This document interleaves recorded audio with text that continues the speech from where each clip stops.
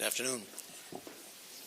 Many of you just attended the promotion ceremony downstairs where we're promoting up a very large number of detectives, and reflective of the great pride we have in our detectives that they call themselves the greatest detectives in the world, and their performance certainly allows them to use that title. Reflective of that, I'm going to bring up Chief Aubrey, the Chief of Detectives for Manhattan, to update you on the Brooklyn Bridge investigation that he and his detectives have been engaged in. And then the Mayor and I will be available to address questions that you might have about other matters that are occurring at this time. Billy? This morning at 10 a.m. we executed a search warrant within the borough of Brooklyn, and while executing that search warrant, we arrested an individual who is a suspect and is connected with the assault on the Brooklyn Bridge on Saturday. We are currently continuing on with that search warrant, and the charges on this individual is pending, and that's where we are right now. The investigation is ongoing. Thank you. Now we are open for questions. I'd rather not say at this point because the investigation is ongoing, and we'll let you know as soon as we feel that that's. I'd rather not to say at this point. Did you say, Chief, what led to the search warrant to the location? How you led to that location? Based on video, witness statements, and we combined everything together, and we developed probable cause on that location and that individual. If I may speak to an issue that was raised, was relative to the comment that we made that using our facial recognition capabilities, which are pretty extensive, we are only using those for purposes of identification of the individuals, the 7 individuals that we are looking at for their criminal action. It is not being utilized for the witnesses that we posted. So if I could make that clarification just for your awareness, okay? For you and for the mayor, do you think the arrests in this Brooklyn Bridge scuffle have done anything to ease at least the perception of tension between police and protesters since the start of this? Mr. Mayor? I think the arrests are important because they make clear that we won't tolerate any violence in any of these protests, any type of violence.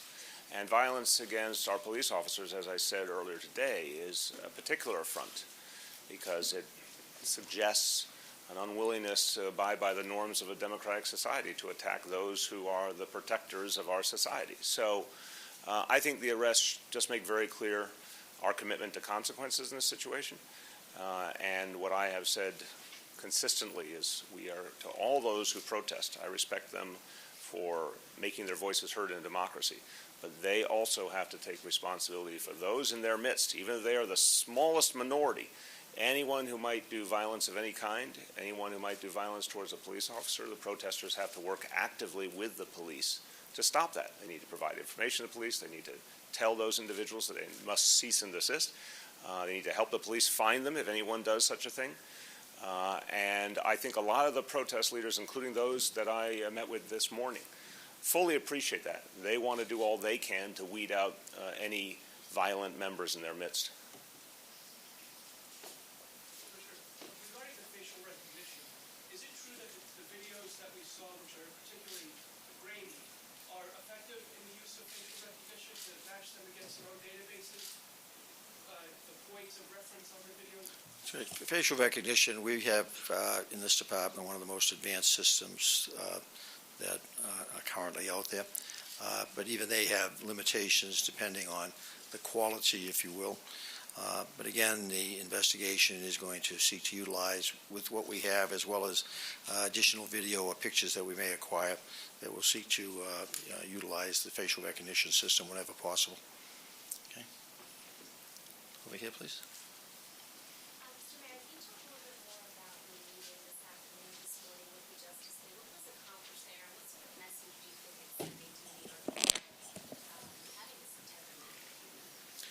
I think it is a very important moment we're going through, a challenging moment, a difficult moment, but an important moment. We've experienced tragedy, both here in this city and around the country. There's a pain that is being addressed right now. And those who are protesting are seeking fairness, and they presented a vision of what they believed was necessary. And I explained to them that there were some areas where I found agreement with them, there were others where I didn't. But I assured them that we are doing the work of both keeping people safe and building a better relationship between police and community and a more fair society. I think it's important to let people have that opportunity to present their concerns. But I also took the occasion to say very clearly that they need to be leaders in making sure there is no violence. And there need to be leaders in making sure there is respect for our police officers who, in fact, have done an outstanding job of making sure that these protests were peaceful and orderly. I said earlier, and I believe it, literally the eyes of the nation, eyes of the world have been on New York. And that has been a stark contrast to some situations in other parts of the United States and other parts of the world just in recent weeks, where we saw continual conflict. Instead, here in New York City, people have seen a peaceful exercise of democracy, and that is to the great credit of the NYPD, and that is to the credit of all New Yorkers. And so I just reminded these leaders that they have a responsibility, and they willingly accepted that. In fact, they said to me that they had already long since, they too condemned on Saturday night the attacks on the lieutenants. And they have said they've made very clear to their followers that that won't be tolerated and that everyone has to take responsibility for making sure there's a better environment. Are you taking their list of demands seriously? By definition, they're not the only people who have put forward these ideas. Many elected officials have, many faith leaders have. But again, there are some I agree with and there's some I disagree with. For the mayor, you, I think, told reporters afterwards that it's important for you to do a better job of explaining broken windows, what it means today, what it means going forward. Is that an issue of explaining it, or is that an issue of changing what broken windows is going to be? That's a good question, so let me do the first version. I suspect you'll be hearing a lot from me in the coming weeks on this point. I am not a law enforcement professional. I'm speaking as a citizen. Because of the broken windows approach, we are the safest we've ever been. And I lived through the 1980s in this city and the early 90s, and I don't ever want to go back there. I don't think any New Yorker wants to go back there. And this strategy, largely due to the leadership of Commissioner Bratton, was a crucial part of turning around that situation in connection with CompStat and other important innovations and the right leadership. To me, the broken windows theory has always been literally what it meant in its first iteration. It spoke to the dynamics we saw with our own eyes in the 1980s in this city, where we saw issues go unaddressed. Robberies, car thefts, you name it, that often went unaddressed.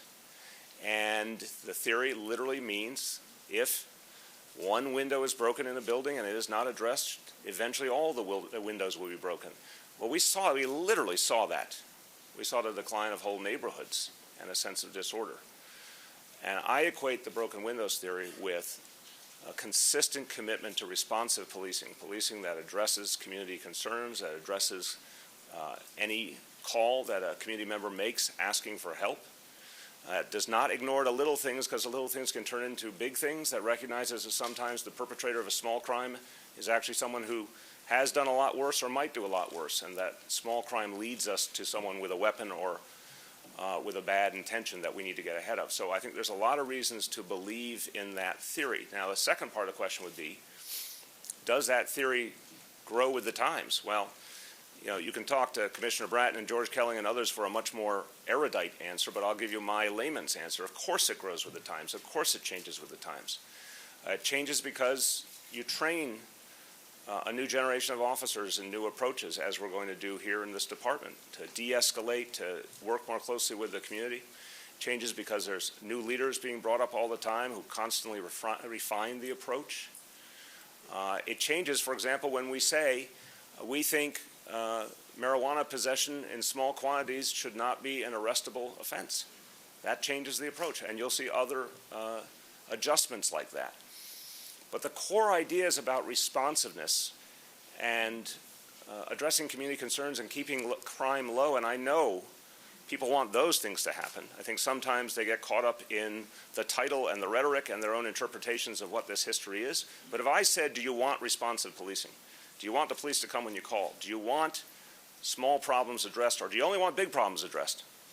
Well, I think the vast majority of New Yorkers would say, yes, we want the police to come when we call. Yes, we want order kept. Yes, we want small things addressed and big things addressed. I know so many community residents, for example, who see graffiti as a horrible insult to their community.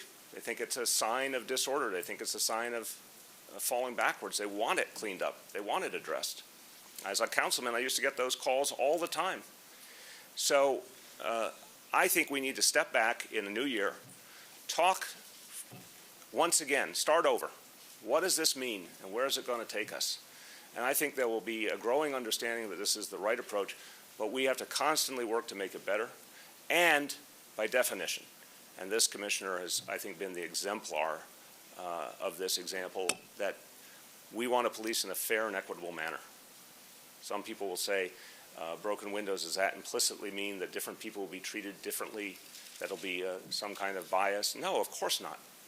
We are working every day to make sure policing is fair and that everyone is treated equally. But I think that the broken windows approach is what allows us to keep crime low while we continue our efforts to ensure fair and equitable policing and a closer relationship between police and community. You want to add? I could speak to it for just a moment, that there was a piece that George Kelly and I co-authored in today's Wall Street Journal that and there's a City Journal winter edition that'll be out in January that expands on what the mayor is talking about. There are those that would seek to co-join the issue of stop, question, and frisk with broken windows as if the two of them are the same thing. They are not. They are two totally different sets of issues, very different under the law. Stop, question, and frisk is a reasonable suspicion that a crime is, has been, or is about to be committed. Broken windows policing, quality of life policing, is where a crime, in fact, is being committed that an officer is now seeking to disrupt, whether it be a minor crime, a violation of city ordinance, a state statute, whatever. It is an actual crime that the officer is witnessing. So they are two totally different types of behavior, a criminal act versus suspicion of it. So the idea to try to co-join the two, and some of that's about the idea because of the success in dealing with the stop, question, frisk issue in the sense of highlighting that it was overused in this city. It is not being overused in New York. And I applaud the mayor's understanding and appreciation of the history of this city and how it got as bad as it did. And not just New York City. I was living in Boston and went through the same thing. The country went through the same thing. And the focus of quality of life policing is on behavior, not on social status, whether you're homeless, or you're a minority, or you're male, you're female, your sexual preference. It is on behavior, criminal behavior. And if you don't like a particular law, well, go change the law. But don't expect the police to not enforce the law when somebody's complaining about it. It's pretty simple, and but it's become confused, particularly in this city, but also around the country. We also have battling academics and researchers, each one trying to prove their theory is the best. Well, I'm teamed up with probably one of the best researchers in America, George Kelly, and I'm the practitioner. It's worked for me for 40 years, going back to when I was a young lieutenant in Boston in the 1970s, where I was practicing it before Kelly and Wilson wrote about it in the 80s. And believe me, I was here in the 90s in the subway system in the beginning, dealing with fare evasion and graffiti, and then in 94 beginning to deal with the street conditions. It works, and it is, in some respects, it's the penicillin that deals with the many illnesses that were afflicting the city. Let me just do another follow-up. I'm sorry. Between the two of us, we have a lot to say, but you asked, so you're gonna get it. And I want to appeal to reason here. Sometimes it is important not to just be caught up in the day's events or the conflict of the moment, but to talk about the underlying realities. The commissioner just pointed to something I think very, very important. Let's recognize the conversation around broken windows for what it is and what it isn't. Let's recognize the reality of stop and frisk and that history. Let's separate those discussions because they're profoundly different. But also, let's talk about how change is made. We had a discussion in the community of this city over the last few years. There was an election. There was a policy change. There was a settling of a lawsuit from a high point of 700,000 stops in 2011, 3 years ago, to now around 50,000 this year. That's a very profound change in people's lives. That is because of the democratic process. We looked at the question of marijuana arrests. Change in policy was made based on trying to apply these ideas for today's reality. That's led to a 60% decrease in those arrests in real time. I don't blame anyone in this room for talking about a variety of issues, but I sure think those are examples of things that are right now affecting, in the case of marijuana arrests, thousands of New Yorkers. In the case of the stop and frisk reform, tens of thousands, in fact, hundreds of thousands of New Yorkers. And that needs to be talked about more, because those are exactly the changes that are going to allow us to focus resources on more serious crime and to bring police and community closer together. Regarding your meeting this morning, do you plan on meeting with Justice League again or any other organizations? And what about the Police Benevolent Association? Well, let me separate the two questions. I will certainly be open to other meetings. I have no plans for any additional meetings in terms of those who are engaged in protest, but I'll be open to it. We got a letter today from the Lieutenants Benevolent Association, and I think Mr. Turco set exactly the right tone. I think he reflected the discussion, for example, the way Cardinal Dolan talked about a situation in recent days, the need for people to talk together respectfully. And I think that where there has been an atmosphere of respectful dialogue, things move forward. We're very proud, for example, to have come to an agreement with the Superior Officers Association that was based on months and months of smart, respectful dialogue. It didn't mean people didn't have differences. It meant we worked them through in a manner befitting of the work we do, honors the work we do. So I appreciated the letter I received from Mr. Turco, and we're certainly going to be open to meeting with anyone that we can have a respectful and positive dialogue with. There are two rallies planned for this evening, one supporting police, the other not. How do you plan to keep those rallies separate and safe during the week? Well, my understanding, the briefing I received this morning, the first so-called rally, the pro-police rally, is a Facebook page. You may be the only person at that rally if you're there tonight. We're not anticipating many will be showing up. The various police unions have indicated it's not something they're supporting and encouraging people not to show up. Is it going to result in maybe a larger number of demonstrators hostile to the police showing up? Possibly, with the expectation that there's going to be somebody to demonstrate against besides us. But as in all the cases over the past 3-4 weeks, we're pretty much prepared to deal with just about any type of demonstration. We're not expecting anything particularly out of the ordinary this evening. Mayor, Commissioner, you talked at length and eloquently about broken windows, the importance of not tolerating minor violations, yet there's been a very accommodating attitude to protesters who block traffic, often certainly without permits. How do you reconcile those two things? I'll do my layman's interpretation. Look, protests is part of the American tradition. I would argue, those in the room know their history, there's a lot of protests that led to the establishment of the United States of America. I think the decision here, and I think the thinking here in this building was very smart, strategically smart, and smart in terms of the values of our democracy was we had a large number of people who were going to express themselves in a way that we haven't seen as much until the new media age. You know, this is a different reality. Once upon a time, you could never have organized, not so long ago, once upon a time, 10 years ago, 20 years ago, you could not have organized protests in this manner. You could not have had the kind of communication and drawing people together on short notice and people moving around in unpredictable locations. You could say, well, let's have no protests. Let's ban protests. Wouldn't that be convenient? That would be wonderfully convenient, and we could be, like many countries in the world that don't allow protests, be a more convenient society, and it would be a much worse society to live in. It would be an undemocratic society. It would violate all our values. And then you could say, well, how about everyone gather together and go exactly where you want and stay right there? That too would be nice. But in this dynamic, today's new media environment, and because people are expressing themselves in the way they choose, it causes the police to have to be more flexible. And I think they've done it brilliantly. I think the NYPD has been exceptional in the way they've handled this. I would like to always keep any disruption to a minimum. By the way, in many, many of the situations we've seen, very brief moments of sitting down in the middle of the road and then get up and move along, for example. Very minor disruptions. When the disruptions become unacceptably long, or of course whenever there's a threat to safety, for example, an emergency vehicle needs to get through, more action will be taken.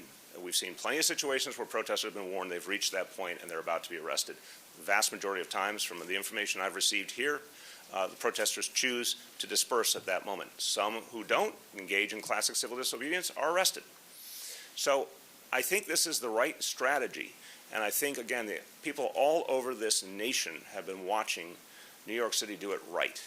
And democracy be respected, and this city has continued to function quite well right in the middle of the holiday season. Despite a few minor disruptions, this economy is booming, more tourists than ever, stores are doing great, more jobs than ever. So I think we've struck the right balance. Jimmy, I'm going to ask Chief O'Neill to speak to that. He's Chief of Operations for the department, Chief of Department, and really directs and has been out there every night on these demonstrations to give you the police perspective, if you will. Jimmy? Good afternoon, everyone. Jim O'Neill, I'm the Chief of Department. As I've said from the outset, we're looking to balance the rights of the protesters with the rights of the other 8.5 million people in New York City that work and live here. And we are showing restraint. And if there's an issue in an intersection or a highway or a bridge, and we feel there's a safety issue, then we'll take action and correct the condition. But people have the right to have their voices heard, and we're doing our best to accommodate that right.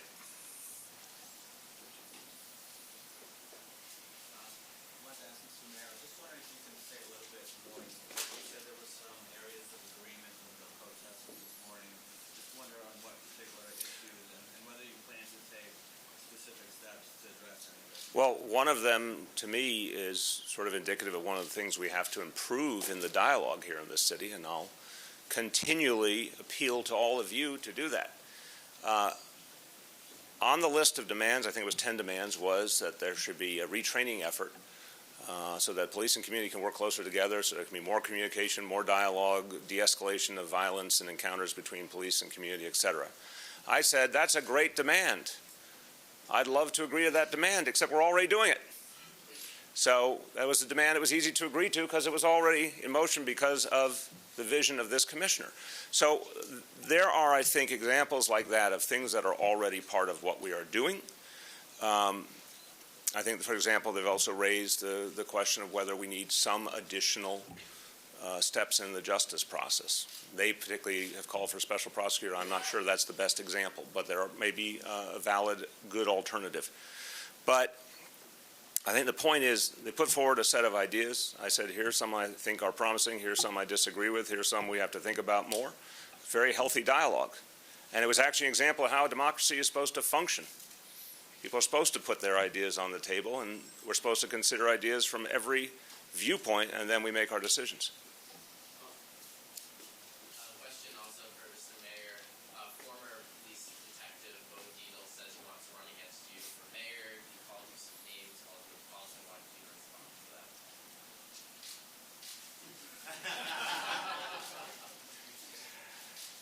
It's a democracy. Anyone can run who wants to run. Commissioner, are you going to meet with the Justice League as well? They said that they wanted to meet with you as well. Do you think that? I've not received that request. I'll evaluate it if I do receive it. Thank you. Mr. Mayor, about the horse carriage ban. New development this afternoon is the actor Danny Glover hopes to change your mind, among others, so you have a reaction. I'm a fan of his. He's a great actor. Just disagree with him.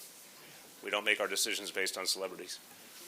Mayor, Charlene's office released a year-end video today. Were you consulted in the production of that video, and have you seen it? I am shocked to say I was not consulted in the video, but I'm sure it's a great video, and I must say I'm subjective on the question of my wife. But she has devoted herself all this year, for not a penny, to helping people in the city. She played an extraordinary role in the effort to both win funding for our pre-K program and then reaching out to parents all over the city to get them and their children involved. And she's leading the charge in the fight against domestic violence and to help those who suffer from mental illness, and she's going to be doing a lot more in 2015. I'm incredibly proud of her and incredibly appreciative, but I have not seen her video. Last one, guys. Last one, please. Oh, thanks. All right. You almost gave Phil a Christmas present. Commissioner, could you talk a little bit about a story in the Daily News today that the Internal Affairs investigation into another allegation of police beating a teenager, I believe? I think you're referring to the incident down in the 7th Precinct? Yes, our officers were responding to a gang assault or something to that effect. An individual ended up hospitalized as a result of a beating that he may have received at the hands of 3 or 4 young men. And our officers, during the effort to arrest one of the men thought to be involved with the incident, there is a video taken by a bystander that I think has been played on some of your local stations that shows 3 or 4 officers uniformed officers attempting to arrest that young man.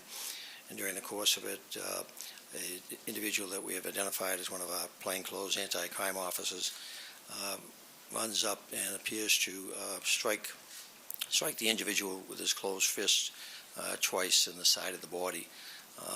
And so based on that investigation that's underway by our Internal Affairs group, I believe this incident occurred on the 15th, that officer has been suspended pending the investigation going forward. Thank you, officer. Thank Okay. you. Thank you. Is this the last? I'll be seeing you. Well, I'm going to say happy holidays in advance, just in case I don't see you. Happy holidays, everyone.